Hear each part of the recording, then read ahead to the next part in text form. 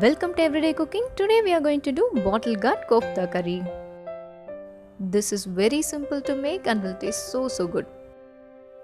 You can have this as a combination for any kind of breads, chapatis, rotis and even rice. Moving on to the recipe, we need one medium-sized bottle gourd for this. Peel the skin and grate it.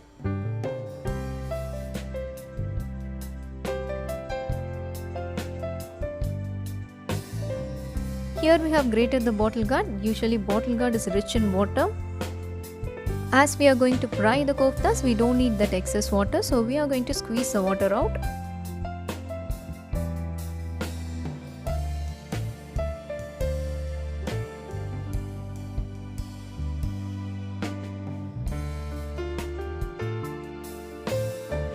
Try to squeeze out as much as water as possible. So here our grated bottle gourd is ready. Let us transfer this into a bowl.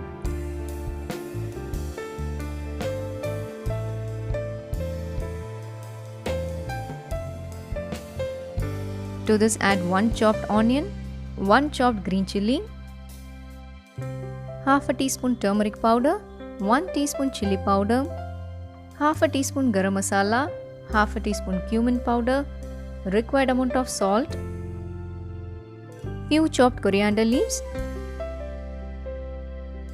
and a quarter cup of besan, that is gram flour. Give everything a nice mix.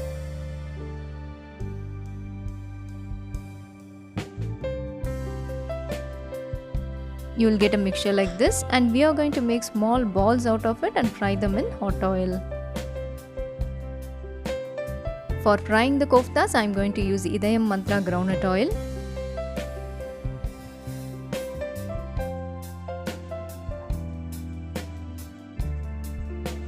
Here the oil is hot now, you can drop the balls gently into it.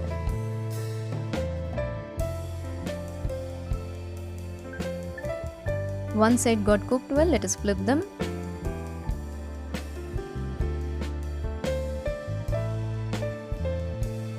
We are going to fry this until this turns golden brown.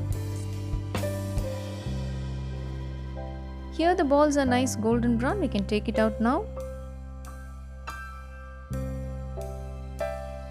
Here the koftas are ready, let us move on and do our curry. For the curry I am going to use Idayam sesame oil. Take a pan, add 2 tablespoons of oil in it. To this add around 5 to 8 cashew nuts. Saute this for a few minutes. To this add 2 medium-sized onions. Saute them until the onions turns translucent. Once the onions are translucent, add 2 big chopped tomatoes. Once the tomatoes got cooked well, add few mint leaves and few coriander leaves. Saute this for 2 to 3 minutes and switch off the flame. Once it cools down, transfer this into a mixie jar and grind it into a fine paste.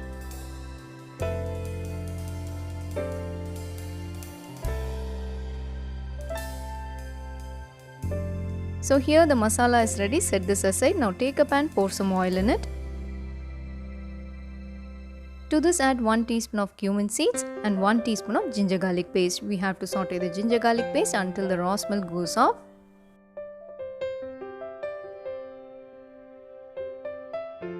To this add 1 teaspoon of chilli powder, 2 teaspoons of coriander powder and half a teaspoon of garam masala. Give a nice saute for another 2 minutes. Next, let us add the grinded masala.